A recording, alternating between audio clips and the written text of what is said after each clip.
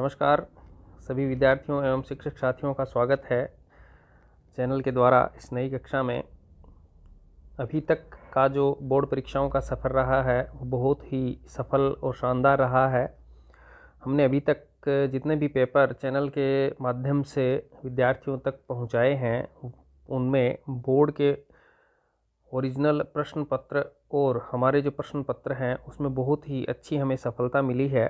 English के paper में लगभग 83 से 84% जो मार्क्स हैं वो हमारे पेपर ने कवर किए हैं। इसके लिए मैं आप सभी को बधाई देता हूं और आप सभी की जो सहायता है, जो मोटिवेशन है, उसके लिए मैं आपका धन्यवाद देता हूं। आशा है इसी प्रकार से आप हमारे साथ बने रहेंगे। और जो कक्षा 10 का इंग्लिश का पेपर था उसमें भी हमें 80% के समथिंग क्वेश्चन हैं उसको हमने कवर किया था। उसमें भी हमें बहुत ही शानदार सफलता मिली। इसके लिए भी मैं पुनः आपको धन्यवाद देता हूँ। ज्योग्राफी में भी हमारा जो सफलता क्रमांक है वो बहुत ही अच्छा रहा था। तो उसी मोटिवेशन के सहारे और बच्चों की जो डिमांड है उस डिमांड को पूरा करते हुए कक्षा 10 के सामाजिक ज्ञान का पेपर है वो बनवाया गया है और उसे चैनल के माध्यम से आप तक पहुंचाने का प्रयास किया जा रहा है। इसके लिए पेपर के निर्माण करने वाले अभिन्न मित्र सुनील कुमार जी, व्याख्याता पॉलिटिकल साइंस, को मैं धन्यवाद देता हूं, जिन्होंने एक छोटे से अनुरोध पर बच्चों की सहायता के लिए ये पेपर है वो हमें उपलब्ध करवाया है। इनके लिए चैनल, विद्यार्थी एवं सभी दर्शकों की तरफ से मैं उन्हें धन्यवाद देना चाहता हूं। आगे की जो प्रोग्राम है उसके बारे में थोड़ी सी मैं आपको सूचना दे देता हूं कि कोशिश यही की जाएगी कि जो भी मुख्य प्रश्न पत्र हैं कक्षा 10 और 12 के, संभवतया उनके प्रश्न पत्र उपलब्ध आपको करवा दिए जाएंगे चैनल पर। और कक्षा 10 के जो क्वेश्चन पेपर हैं वो दोनों भाषाओं में आपको उपलब्ध करवाए जाएंगे, जिससे कि इंग्लिश मीडियम के बच्चे भी लाभान्वित हो सकें और हिंदी मीडियम के तो बच्चे हमारे हैं ही। तो उन दोनों की आवश्यकता को ध्यान में रखते हुए दोनों भाषाओं में पेपर है वो उपलब्ध करवाया जाएगा। और ये पेपर भी दोनों भाषाओं में, इंग्लिश मीडियम में भी है और हिंदी के विद्यार्थियों के लिए भी उपलब्ध है। और मुख्य जो जितने भी पेपर्स हैं वो उपलब्ध करवाने की कोशिश की जाएगी। तो आप चैनल के साथ बने रहें और इसी तरीके से मोटिवेट करते रहें। अब हम पेपर को शुरू करते हैं।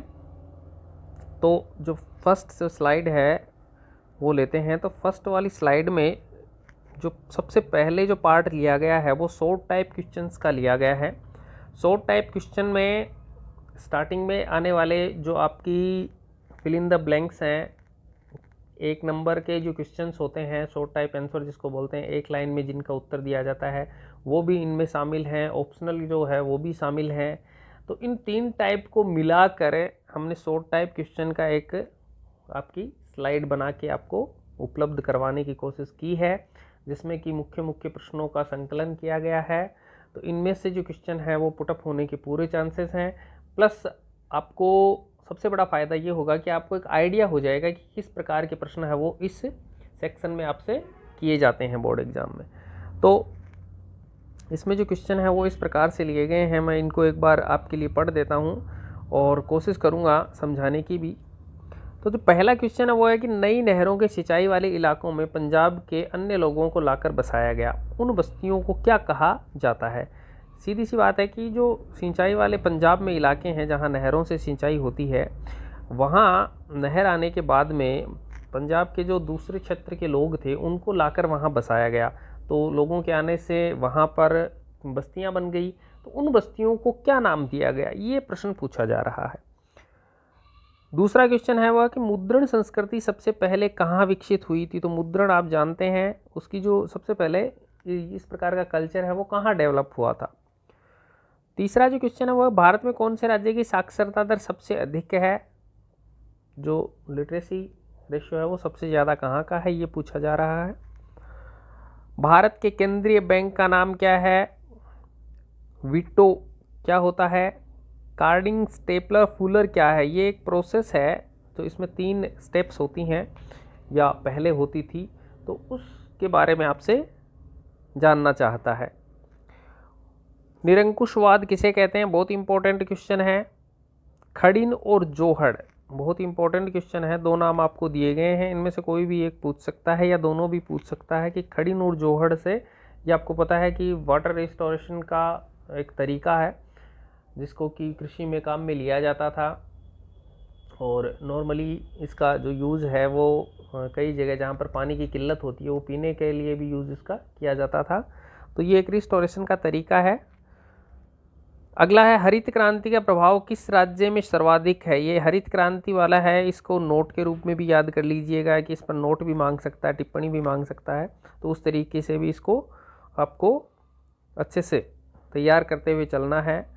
सेकंड जो स्लाइड है, सेकंड स्लाइड में जो फर्स्ट स्लाइड का ही कन्वर्जन है, इंग्लिश का जो है उसको ट्रांसलेशन है, तो उसी को ये मेनली उन बच्चों के लिए बनाया गया है जो इंग्लिश मीडियम से हैं।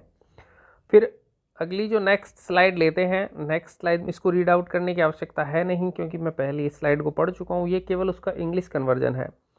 अगली जो स्लाइड है उसमें इसी से संबंधित क्वेश्चन यानी जो शॉर्ट टाइप आंसर हैं उसी से लिया गया है कि भारत में वायु परिवहन का राष्ट्रीयकरण कब हुआ, यानी आपसे ईयर मांग रहा है, कौन से साल हुआ था जो वायु परिवहन है।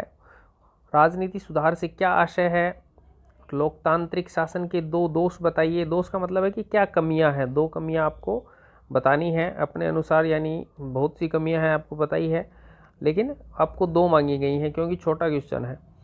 सार्वजनिक वितरण प्रणाली का आशय क्या है, बहुत इंपॉर्टेंट क्वेश्चन है, इसको अच्छे से आप क्लियर कर लें। प्रचंड बेरोजगारी को किस अन्य नाम से जाना जाता है, तो इसको मेरे हिसाब से आपको तैयार कर लेना चाहिए कि प्रचंड बेरोजगारी क्या होती है, इसके क्या इफ़ेक्ट्स हैं और इसके दूसरे किस नामों से इसको जाना जाता है, ये प्रश्न आप तैयार कर लें। सेवा क्षेत्र में शामिल गतिविधियों के दो उदाहरण दीजिए, यानी सेवा क्षेत्र है उसमें शामिल गतिविधियां कौन कौन सी होती हैं, तो इसको मैं थोड़ा सा आपको बता देता हूं कि सेवा क्षेत्र का मतलब होता है कि जो पब्लिक है, पब्लिक की सर्विस में जो जो सेवाएं दी जाती हैं उन सेवाओं में से आपसे दो उदाहरण मांगे गए हैं, तो उनके बदले उनको पेमेंट मिलता रहता है और वो सर्विस सेक्टर में आती हैं, जैसे कि पुलिस सेवा है या चिकित्सा सेवा है या टीचिंग है, वो भी इसी में है, तो उससे संबंधित है, वो आपको दो का कोई भी उल्लेख याद कर लेना चाहिए। लोकतांत्रिक व्यवस्था के समक्ष मुख्य दो चुनौतियाँ कौन सी हैं, तो लोकतांत्रिक व्यवस्था जो है जो भारत में लागू है उसमें दो मुख्य चुनौतियां यानी उसको सफल संचालित करने में कौन कौन सी दो प्रॉब्लम सामने आती हैं। बहुत सी प्रॉब्लम्स होती हैं, उनमें से आपको दो तैयार करनी है और ये भी तैयार कर लेंगे लोकतांत्रिक व्यवस्था को आप कैसे समझते हैं, तो इस प्रकार से आपको इसको तैयार करते हुए चलना है। अगली जो स्लाइड है वो इसी का इंग्लिश कन्वर्जन है और उसी तरीके से आपको इसको तैयार करना है। फिर अगली जो स्लाइड है वो लेते हैं, तो उसमें भी उसी प्रकार के प्रश्न है वो आपसे पूछे गए हैं, जो एक लाइन में लगभग उनका आंसर है वो दिया जाता है। पहला जो क्वेश्चन है वो कहता है कि 1789 की फ्रांसीसी क्रांति के क्या परिणाम रहे, यानी उसका रिजल्ट क्या रहा। 19वीं शताब्दी में प्रारंभ में हुए नवीन साम्राज्यवाद की विशेषता क्या रही, तो इसमें इसको भी आप थोड़ा सा मेरे कहने से इम्पोर्टेंट लगा लीजिए।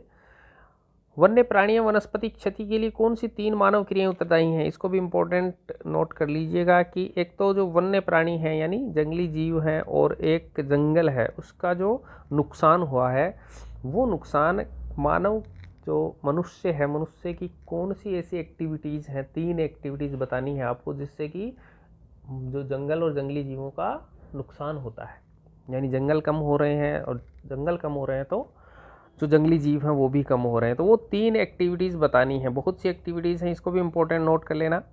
बहुउद्देशीय परियोजनाओं से होने वाले लाभ व हानियों की तुलना करें, तो बहुउद्देशीय परियोजनाएं हैं, बहुत इंपॉर्टेंट है। पहली बात तो ये कि बहुउद्देशीय योजनाएं होती क्या हैं।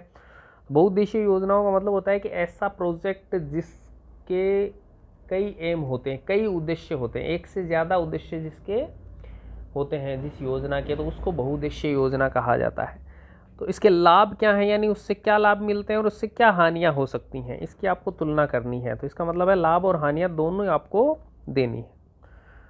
फिर है दीपा झूम पामलू ये क्या है, ठीक है। तो ये एक ही चीज़ के 3 नाम लगते हैं, ठीक है।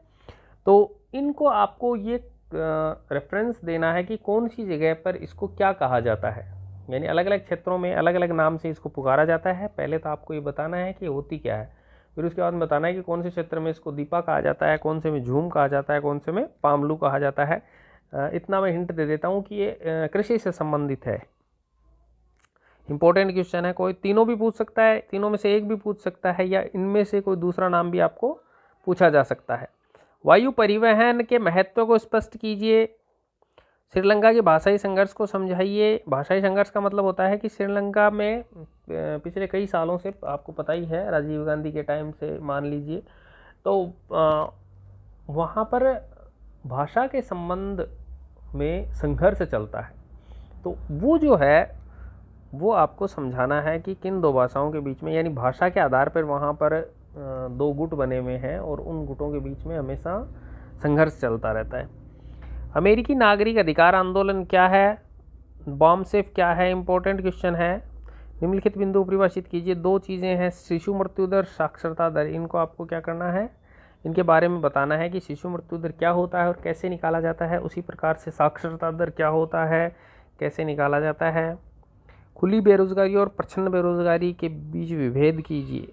तो इन दोनों को पहले समझाना है कि भाई खुली बेरोजगारी क्या होती है, दूसरा है कि प्रच्छन्न बेरोजगारी है वो क्या होती है, उन दोनों के बीच में डिफरेंस क्या है। बैंक की ऋण संबंधी गतिविधि बताइए। ऋण यानी जो बैंक है, वो आपको पता ही है कि बैंक का जो मुख्य आय का जो स्रोत होता है वो लोन ही होता है। तो उस लोन के आधार पर ही बैंक है वो आय करता है, यानी कमाई करता है। तो उसकी आपको गतिविधि समझानी है। उपभोक्ता को सूचना पाने का अधिकार क्या है, ठीक है, राइट टू इन्फॉर्मेशन। सूचना पाने का अधिकार यानी राइट टू इन्फॉर्मेशन। उपभोक्ता कंज्यूमर होता है, तो उसको बताना है आपको कि उसका अधिकार क्या है। इस प्रकार से आपसे ये क्वेश्चन है वो किए जा सकते हैं। इसी का जो इंग्लिश कन्वर्जन है वो नेक्स्ट स्लाइड में दिया गया है। नेक्स्ट जो अगला जो क्वेश्चन लिए गए हैं उनका टाइप है वो टाइप 30 to 40 वर्ड्स वाले ये क्वेश्चन है, यानी अब मान लीजिए कि 3 से 5 लाइन में आपको इनका आंसर देना है। बहुत ही इंपॉर्टेंट क्वेश्चन सेलेक्ट किए गए हैं, इनको आप पॉइंट बनाकर इनका आप तैयारी करें, अभ्यास करें। पहला जो क्वेश्चन है, भारत की प्रमुख मिट्टियाँ और उनकी विशेषताएं। तो भारत में कितने प्रकार की मिट्टियाँ पाई जाती हैं, उनमें से प्रमुख कौन कौन सी हैं, फिर उनमें क्या विशेषता है। विशेषता का मतलब एक तो क्या है कि रंग होता है कि किस प्रकार के रंग की है, एक है कि कहाँ पाई जाती है, दूसरा है कि उसकी जो उसका उपजाऊपन है वो कितना है, एक उसमें होता है कि इसमें किस प्रकार की मिट्टी में किस प्रकार की जो फसलें हैं वो अधिक होती हैं, या उसमें किस प्रकार की फसलें वो बोई जाती हैं जिसका उत्पादन अधिक हो सके। पानी का जो ऑब्जर्व करने की क्षमता है वो किस में ज़्यादा होती है, किस में कम होती है। तो ये इस प्रकार की है, ये विशेषताएं आपको नोट जो है वो कर लेना चाहिए और इनको पॉइंट्स में याद करने चाहिए। जो बड़े वाले क्वेश्चन है, जैसे मैंने अभी आपको कुछ पॉइंट बताए उस तरीके से। अगला जो क्वेश्चन लेते हैं, निजी व सार्वजनिक क्षेत्र का विभाजन क्या है। तो निजी क्षेत्र कौन सा होता है और सार्वजनिक क्षेत्र कौन सा होता है। तो थोड़ा सा मैं आपको क्लू बता देता हूँ कि निजी क्षेत्र का तो मतलब होता है पर्सनल। पर्सनल का मतलब है कि जैसे कोई व्यक्ति है जिसने एक अपना फैक्ट्री डाल रखा है तो वो उसका निजी क्षेत्र है। निजी क्षेत्र का मतलब है कि उसका खुद का है, क्योंकि वो उसने स्वयं ने डाला है तो वो निजी क्षेत्र है, उसका खुद का स्वामित्व है। और सार्वजनिक का मतलब होता है कि जिस पर गवर्नमेंट जो है, गवर्नमेंट का अधिकार हो, तो वो सार्वजनिक है। गवर्नमेंट का इसका मतलब सभी का है, तो ये इनमें अंतर होता है। और तीसरा इसमें होता है सहकारी। सहकारी का मतलब होता है जिसमें दोनों को कॉम्प्रो किया हुआ है, कई लोगों का मिलकर जिसमें भाग होता है उसको सहकारी कहते हैं, कोऑपरेटिव। अगला है लैंगिक समानता के बारे में समझाइए। तो लैंगिक समानता आपको पता ही है कि लैंगिक समानता का मतलब होता है लड़का और लड़की, यानी गर्ल और बॉय में कोई डिफरेंस ना हो, तो उसको लैंगिक समानता कहते हैं। जितने लड़के हैं उतनी लड़कियां हों, इस प्रकार से उनको उतना ही आप दोनों को वैल्यू दें, लड़के को भी लड़की को भी, दोनों को समान समझें, इस प्रकार की है। एजुकेशन के क्षेत्र में है, सर्विस के क्षेत्र में है, सभी क्षेत्रों में इनको समानता मिलनी चाहिए। अगला है, किस प्रकार विदेशी व्यापार विभिन्न देशों के बाजारों को एकीकरण में सहायक होते हैं, समझाइए। तो ये आपसे बहुत ही इंपॉर्टेंट क्वेश्चन पूछा गया है और इसका सबसे बड़ा एग्जाम्पल है दुबई या अबू धाबी। विदेशी व्यापार जो हैं वो बाजारों के एकीकरण में सहायक क्या होते हैं, कैसे, समझाइए, ये आपको बताना है। नेपोलियन के पतन के बाद फ्रांस के लोगों में उत्साह, ठीक है, वो दुश्मनी के रूप में बदलने लगी। तो पहले जो नेपोलियन जब अराउज हुआ था उस समय लोगों में बहुत ज़्यादा उत्साह था और नेपोलियन से आशाएं भी बहुत थी, लेकिन जैसे जैसे नेपोलियन है उसका शासन काल आगे बढ़ता गया वैसे वैसे लोगों का उत्साह कम होता गया और फिर उस लोगों के सामने उसकी कमियां सामने आती गई। धीरे धीरे जो है वो आपको पता ही है कि बहुत ज़्यादा निरंकुश शासक था नेपोलियन, तो जनता है उससे परेशान होने लग गई और फिर धीरे धीरे जब नेपोलियन का पतन हुआ तो जिन लोगों में उत्साह था वही शत्रुता में परिवर्तित हो जाता है। इसी चीज़ को आपको शब्दों में अच्छे से समझाना है। नेक्स्ट स्लाइड है, ये आपको पता ही है कि इसी का इंग्लिश कन्वर्जन है। नेक्स्ट जो स्लाइड है उसमें लंबे वाले यानी वर्णनात्मक जो क्वेश्चन हैं वो लिए गए हैं, तो उनके थोड़ी सी चर्चा कर लेते हैं यहाँ पर। तो इसमें जो है वो आपका लिया गया है सिविल नाफरमानी आंदोलन में किसानों औरतों की भूमिका, यानी हम आदेश नहीं मानेंगे, तो इसमें किसानों का कितना योगदान था और औरतों की कितनी भूमिका थी इस मूवमेंट में, इस आंदोलन में। तो ये आपको बताना है। बहुत ही इम्पोर्टेंट क्वेश्चन है जिसमें किसानों का भी जो रोल है वो बहुत ही बड़ा रोल रहा था और आदरणीय महिलाओं का भी बहुत ही बड़ा रोल रहा था इसमें, तो इन दोनों को आपको समझाना है। फिर आपसे रिपोर्ट मांगी गई है, जलियांवाला बाग हत्याकांड बहुत ही फेमस है और दूसरा साइमन कमीशन, ये दोनों ही आंदोलन के पार्ट रहे हैं, तो इन दोनों पर आपको एक रिपोर्ट तैयार करके देनी है। विकेंद्रीकरण किसे कहते हैं, ये भारतीय शासन का एक इम्पोर्टेंट हिस्सा है, ये मैं आपको बता देता हूँ, और भारत में विकेंद्रीकरण व्यवस्था को समझाइए। तो इस तरीके से आपको इस पर इम्पोर्टेंट इसको नोट कर लीजिए और इसको आपको अच्छे से तैयार करना है क्वेश्चन को। नेक्स्ट जो क्वेश्चन है कि भारत में भाषाई विविधता, भाषाई विविधता का मतलब है कि ये आपको पता ही है कि भाई ऐसा राजस्थान में ऐसा कहा जाता है कि हर 3 कोस पे भाषा बदल जाती है, तो उसमें चेंज आ जाते हैं। सही बात है कि उसकी जो भाषा का जो एंसेंट है, बोलने का तरीका है, लहजा है, वो चेंज होते रहते हैं, ये तो कन्फर्म है। ये भारत के बात कर रहा है, तो ये भी आपको पता है भारत का भौगोलिक जो परिदृश्य है वो एक तो बहुत बड़ा है और बहुत ही उसमें अलग अलग हैं, डिफरेंस हैं, तो उसी तरीके से वहाँ की भाषाएं भी बहुत अलग अलग हैं, चेंजेस हैं, तो उसी भाषाई विविधता के बारे में ये बात कर रहा है। अब देखोगे कि भारत के नोट पे भी जो बहुत सारी लैंग्वेज हैं, वो लगभग 16 लैंग्वेज हैं, वो नोट पर आती हैं, तो उसी प्रकार से भाषाई विविधता को आपको समझाते हुए चलना है। नेक्स्ट स्लाइड पर आते हैं, ये उसी का आपका इंग्लिश वर्जन है। अगली जो स्लाइड है वो आप पहुँचे हम मानचित्र पर। तो मानचित्र के बारे में मैं आपको पहले एक थोड़ा सा कंफर्मेशन दे दूं कि इसमें जो मानचित्र का जो क्वेश्चन दिया गया है इसमें केवल आपको एक आइडिया दिया गया है कि इस प्रकार के क्वेश्चन हैं वो पूछे जा सकते हैं, तो इनको तो जो दिए गए हैं उनको तो तैयार करना ही है, साथ में इसको आपको बेसिक मानते हुए इस जैसे और क्वेश्चन भी आपको मैप पर तैयार करने हैं। जैसे अभी चर्चा में रहे थे लद्दाख, जम्मू कश्मीर, मयूरभंज, रत्नागिरी, और ये जो आपका है ये 5th वाला, ये मेरे को लग रहा है कि यहाँ पर थोड़ा कोई प्रिंटिंग में या टाइपिंग में कोई दिक्कत हुई है, तो इसको मैं हटा रहा हूँ, ठीक है। और फिर अंता है, जगदीशपुर है, फिर रानीगंज है, जयपुर है, पुणे है, तो इस प्रकार के आपको देखना है, इनको आप तैयार कर लीजिए और इसके जैसे जो शहर हैं उनको भी आपको तैयार करना है। फिर ये जो चीज़ें हैं ये मैंने अलग से नोट करवाई हैं कि भारत के पड़ोसी देश कहाँ कहाँ है, कौन सा क्षेत्र है, किस में है, किस दिशा में है, वो तैयार कर लो। मुख्य शहर भारत की सीमाएं, यानी इधर आपका जो पाकिस्तान से लगती है तो उसको क्या कहते हैं, फिर दूसरी है अफ़गानिस्तान से लगती है, चाइना से लगती है, नेपाल से लगती है, बांग्लादेश से लगती है, तो उन सीमाओं को आपको नाम के अनुसार उनका तैयार करना है। जल क्षेत्र कौन कौन से हैं, तो भारत आपको पता ही है कि एक प्रायद्वीप है और 3 तरफ जल क्षेत्र हैं, तो उन सभी को आपको तैयार करना है। रेखा का मतलब है कि भी भारत से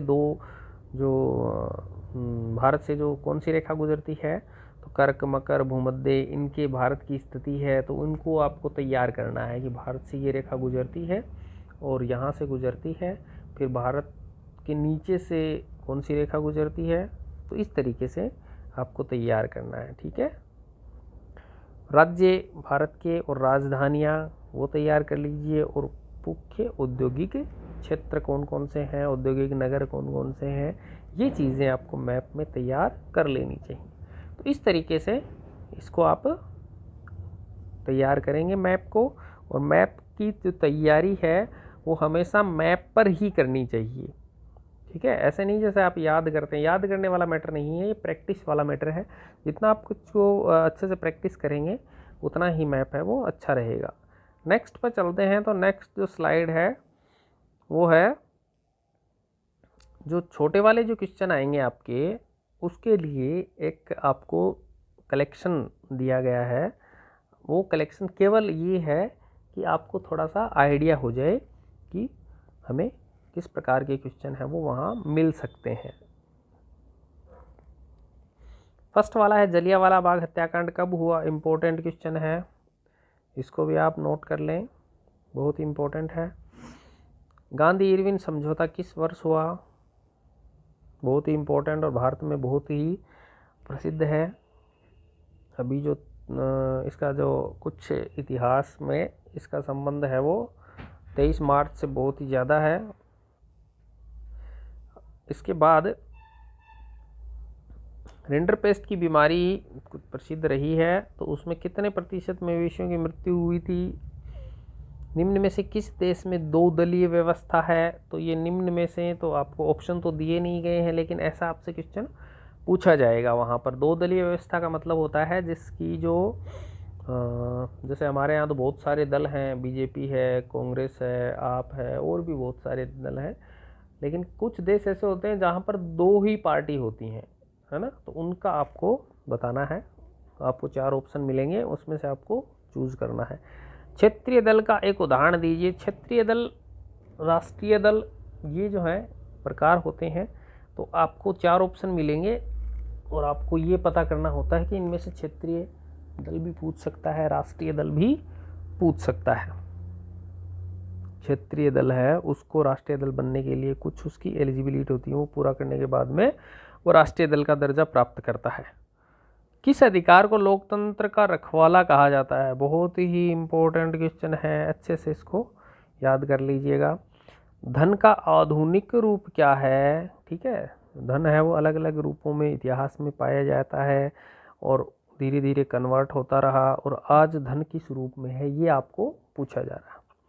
भारत में 2019 तक राष्ट्रीय दलों की अभी आप बात हो रही थी भी, क्षेत्रीय दल, राष्ट्रीय दल, तो अभी 2019 में कितने राष्ट्रीय दल हैं ये पूछा गया। उदारीकरण का अर्थ क्या है, 1 करोड़ से 10 करोड़ तक की राशि की सुनवाई किस आयोग द्वारा की जाती है, इंपॉर्टेंट क्वेश्चन है मल्टीपल चॉइस के लिए। भारत में सबसे पहला सीमेंट कारखाना कहाँ लगाया गया, कब लगाया गया, कहाँ लगाया गया, ये इंपॉर्टेंट क्वेश्चन है। और उसके बाद में यदि आपसे चर्चा की जाए तो ये भी बहुत ही इंपॉर्टेंट क्वेश्चन है कि निम्न में से कौन सा उद्योग चूना पत्थर को कच्चे माल के रूप में काम में लेता है, यानी चूना पत्थर है वो कच्चे माल के रूप में यूज़ किया जाता है, ऐसा उद्योग आपको चूज़ करना है। ऑप्शन आपको वहाँ मिलेंगे उनमें से। भारतीय समाज, ये क्वेश्चन इसलिए डाला गया है जिससे कि आपको आइडिया हो जाए खालिस्तान का कि किस प्रकार से खालिस्तान पूछे जाएंगे। इसमें पूछा गया भारतीय समाज प्रधान समाज है, तो किस प्रकार का प्रधान समाज है ये आपको यहाँ खालिस्तान में देना है। तो इस प्रकार के क्वेश्चन है वो आपसे वहाँ पर पूछे जाएंगे। खालिस्तान भी, चॉइस भी वो पूछी जाएगी, तो खालिस्तान डालने का मकसद यही था। तो इस प्रकार से आप इसकी तैयारी कर सकते हैं। ये जो क्वेश्चन पेपर है ये इम्पोर्टेंट क्वेश्चन का कलेक्शन तो है ही, लेकिन इसमें क्वेश्चन की संख्या कम रखी गई है ताकि ये इम्पोर्टेंट है वो अच्छे से आप तैयार कर सको। प्लस मैं आपको ये भी सलाह दूंगा कि आप केवल इसी पेपर पर निर्भर न रहें, ये केवल आपको गाइडेंस देने के लिए है। इसके जैसे अन्य जो क्वेश्चन हैं उनको भी आप तैयार करें।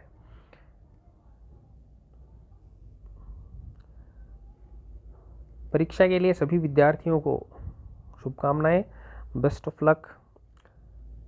और आगे के जो पेपर्स हैं वो भी आपको इसी प्रकार से चैनल पर उपलब्ध करवा दिए जाएंगे। इसी तरीके से चैनल के साथ बने रहिए, ज़्यादा से ज़्यादा विद्यार्थियों तक इसको पहुंचाइए, जिससे कि विद्यार्थियों को इसका लाभ मिल सके और हमारा जो मकसद है पूरा हो सके। पुनः एक बार आपको बहुत बहुत शुभकामना। Thank you. जय हिंद, जय भारत। इसी का अगला जो इंग्लिश कन्वर्जन है वो यहाँ दिया गया है। पुनः एक बार धन्यवाद, थैंक यू। शेयर करते रहिए, सब्सक्राइब करते रहिए, चैनल के साथ बने रहिए। जय हिंद, जय भारत।